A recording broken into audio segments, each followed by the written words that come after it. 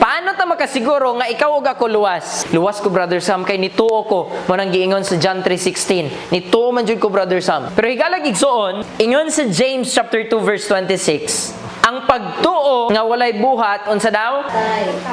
Because through faith, ang tinuod nga pagtuo na ay buhat.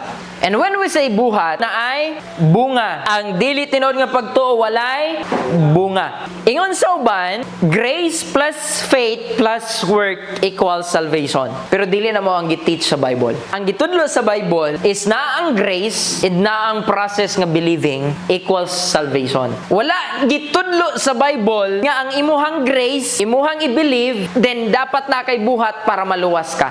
Because again, balikan na to ang chapter 2 verse 9 sa Ephesians nga nagaingon, dili kini inyong buhat para walay makapasigarbo. Ibig sabihin, kanang imong maayo nga binuhatan, walay kalabutan sa imong kaluwasan.